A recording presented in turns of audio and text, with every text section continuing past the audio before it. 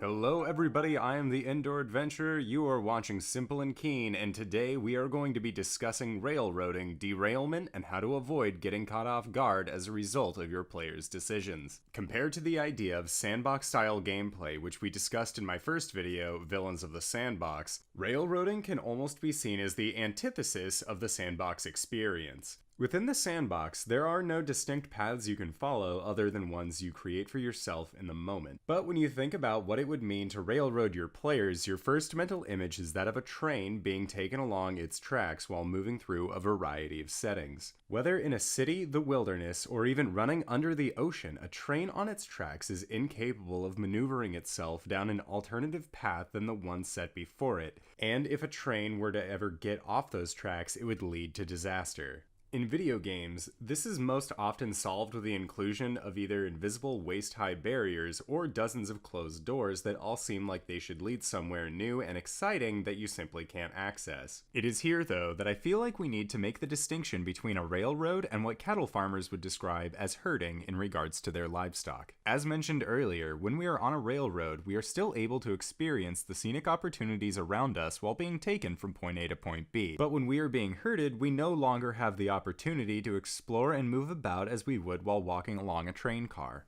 Developed by BioWare and released to the public in March 2011, Dragon Age 2 was the sequel to Dragon Age Origins, a game that would be lauded as one of the best Western RPGs that the Western gaming market had seen in years, being so successful on its own to spawn animated movies, comics, books, and an extensive amount of lengthy downloadable content that could arguably be considered expansion packs with the sheer amount of extra content being brought to this game, as well as a variety of tabletop board game settings for an expanding audience. In Dragon Age Origins, the players were given a variety of races, backgrounds, and classes to choose from before beginning their adventure. Sound like any other games we've talked about on this channel? In Origins, the player would be placed onto a sprawling continent rich with lore and natural beauty that you would experience in segments, and because of this, it would take multiple playthroughs to fully get an understanding of the events that shape the world of Thetis, as your starting race-class combo would determine the prelude to larger events within the game. At the release of Dragon Age 2, I, as well as other fans of this budding series, turned on our game consoles only to discover that there was no longer an option for starting races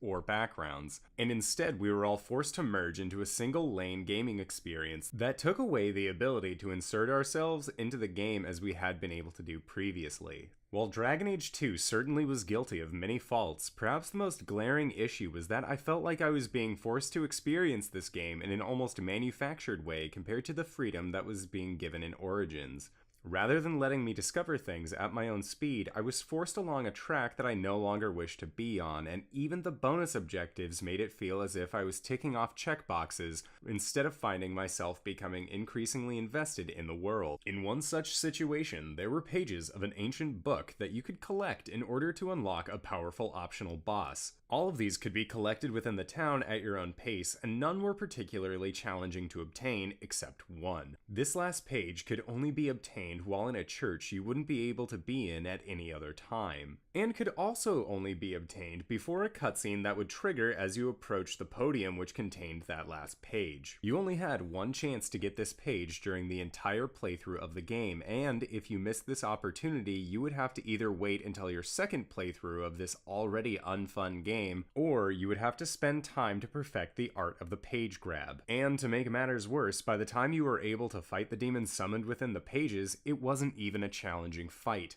The dungeon was composed of lazily reused assets, and the gear you gained was worse than what you had going into the battle. Having been an avid gamer most all of my life, I've encountered dozens, if not hundreds of situations where I have been left feeling railroaded, but none of them bothered me as much as it did in Dragon Age 2 because of feeling like the game was actively trying my patience. Even when I willingly sank dozens of hours of myself into this sequel, I felt like it was actively trying to waste my time instead of rewarding me for becoming invested in the small details around me. So how do we, as game masters, create situations for our players without making them feel like we are actively wasting their time or trying their patience? In a game like Dungeons & Dragons, this task can start to seem increasingly like a chore to a dungeon master. In standalone game modules and the Adventure League modules, it can be much easier to direct your players along the path towards the next section of the story, as you are given an outline of where the players can and can't go, and can provide useful guides or place powerful enemies just outside of where your players need to go to ensure they follow along this happy path. The happy path is a term typically used in software and information modeling, in which the user experiences what is meant to be a default scenario with no errors or exceptional conditions. In terms of progressing a narrative, this would mean being able to progress through a campaign module without any of the bumps or hiccups typically created by players that drastically draw away from the current story. As the game master, you have to be prepared for all sorts of situations, and I feel like perhaps one of the greatest enjoyments that I experience while running a game is figuring out how to maneuver my players to reach the intended outcome without making them feel like I am herding them into this predetermined event. Perhaps the easiest way to do this is through the concept of failing forward.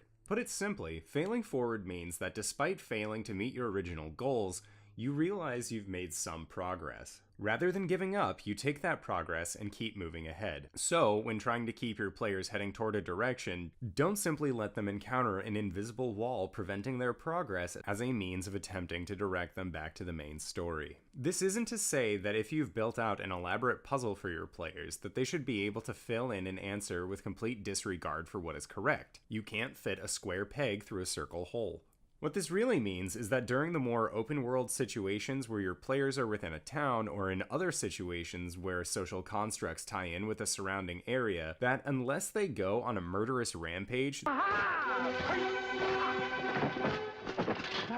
they will usually find someone willing to help them along their way or offer information to some extent. A really good tool that I used for this actually involves the sale of magic items, as outlined on page 130 in the 5th edition Dungeon Master's Guide. When a player wishes to sell an item, they will make an investigation check with increasing difficulty based on the rarity of the item, and then you, as the Dungeon Master, roll for the kind of person willing to buy that item off them and for how much. In this same breath, you could easily utilize this chart in as many situations as need be based on a player's wants and desires. Do they want to find information about something relating to the town? Have them make that same investigation check, but then you can roll to determine the quality of individual who is willing to part with that information. If they have helped out people of the town, the players could have an easier skill check to find the information, as people would be more willing to help the players. There is always the chance that they will meet a farmer who is willing to barter rations for information so his family can get enough to eat over the upcoming winter, with maybe a little extra in case the weather gets worse than they initially planned. Or perhaps you do decide to go on a murderous rampage through town after not finding any relative information, but now your only way out from certain death is to accept the help of a stranger in a sinister-looking cloak, and in return you will owe them a favor that they can call in at a later time. Even in the instance of a critical failure, perhaps your players are given the information under a false pretense, so even though they are going towards where they need to go, they are unknowingly transporting illegal or dangerous substances into a well-populated town. These situations provide an excellent opportunity for the storyteller, as you can use these opportunities to potentially introduce new actors on the world stage. Perhaps the robed figure that helped you escape from your imprisonment sends you to another town to speak with a specific individual, and if the players didn't know about the existence of a thieves guild, for example,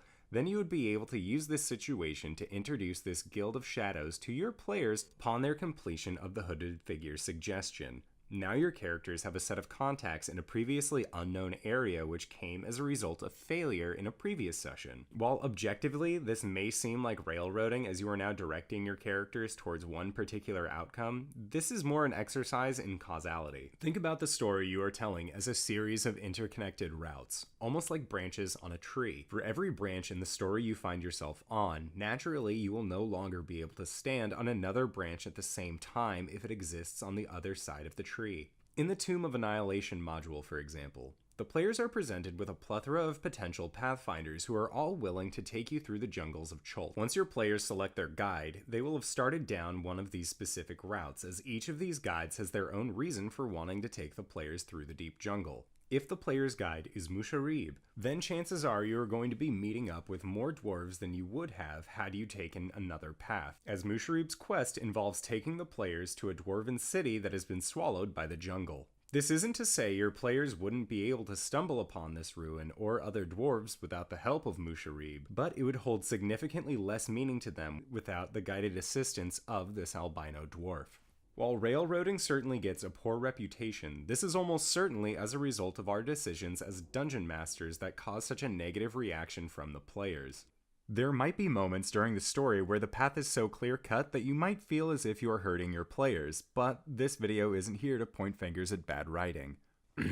Recall again the idea of a scenic train ride. Your players should feel as though their progression forward is the only natural direction they are able to go in. Describe to your players in the best detail that you can their surrounding area, and use this as an opportunity to lead the party members down a particular path that encourages them to progress at their own pace towards the end objective without having to bar players off from dead ends or from a fruitless exploration. While this isn't to say that you should have a mental catalog of every item on every shelf on all of Toril, what we must do instead is provide a stimulating surrounding that in itself draws the attention from your players. In the first campaign that I ever ran, I had written what I thought would be a compelling adventure scenario for my players, and as they traveled, they encountered the city of Mistholm. Mistholm was well defended with over 100 guards and was under the rule by a very prominent military figure, and the town would bring up the drawbridge and close its gates around nightfall before a thick fog came rolling in around the walls of the city. The main antagonist was to be a hag in disguise who had tricked the captain of the guards into doing her wicked bidding, and in my description of the events leading up to what had started causing all sorts of problems within the town, I mentioned that the guard captain's wife would go to the local woods to collect berries to make pies for the guards. But after she had gone missing and later recovered, things hadn't been the same. Thinking to myself, this will certainly cause them to want to stay and investigate the captain's wife, especially since they seemed interested about the howling, barking, and wailing noises coming from the captain's home. You can imagine my surprise when the players instead decided to leave the town and proceed into the forest that I had placed not a half-mile away. I had NPCs try and deter my players from attempting to leave Mistholm by reminding them of the fog and at night that the gates would be closed off, so it would be a bad idea to investigate the forest during the evening. But my players weren't having it. Not seeing a reason in the narrative to have the guards swarm the players and demand that they stay in the town so that way they could play through the story I had concocted, I decided to indulge them and quickly created an encounter centered around an evil tree deep within the Heartwood that was also somehow connected to the Green Hag. While this wasn't my first choice in how to bring my players into the story, we all had a great time as they fought off a variety of plant zombies that were under the control of the tree. Even though I would be railroading my players back to the story I had created, this side adventure allowed them to feel as that they had found out the secret of Matilda Knucklebones on their own accord, without me having felt like I was spoon-feeding them information to try and get them to this plot with the hag. It is strange now for me looking back on this event because I have learned so much about the nuances of tabletop gaming since I wrote down The City of Mistholm, both in terms of plot hooks, communication with players, and designing fun encounters for my friends to stumble through. It was in this adventure that I learned one of the hardest lessons I could as a DM, which was understanding when to simply stop finding reasons why your players can't do something. Any of the attempts that I made to direct them back towards the story simply didn't work, and my methods of using the NPCs to warn my players against their intended course of action only made my players want to explore the dark woods all the more, and we had a great time because of it. The difficulties I encountered stemmed from my own inability to change what was written down because I was so nervous to embrace the unknown elements of improvisation with my friends. What if I made something too strong on accident and killed them off? What if they wandered off completely from what I regarded to be the main story and I had to think of something else entirely? I was so focused on a meta-narrative that I lost track of what made me enjoy world building and the art of storytelling so much, which was the independent moving pieces that fleshed out everything around the players. I feel like learning the difference between a meta-narrative and world building could be a topic for another video, but the takeaway is very simple. For all you're trying, your players may not interact with the world in the way that you design. You only killed the bride's father, that's all? Well, I really didn't mean to. Because of this, try not to dedicate all of your efforts on only one possible outcome. Have the world living and breathing on its own around your players, because then when you'd feel like you do have to railroad your players, they instead feel like they have become part of something much larger than the sum of their own parts. And speaking of being much larger than the sum of your parts, I wanted to say thank you to everyone who has helped provide support for the channel so far. If you have discussion topics that you would like for me to cover, leave a comment below, and if you like what you saw in this video, please feel free to check out my other videos on player agency and the scripted versus unscripted sandbox experience, and remember to share out this video to anyone who you think might find this information helpful. And until then, keep your wits sharp and your blades sharper.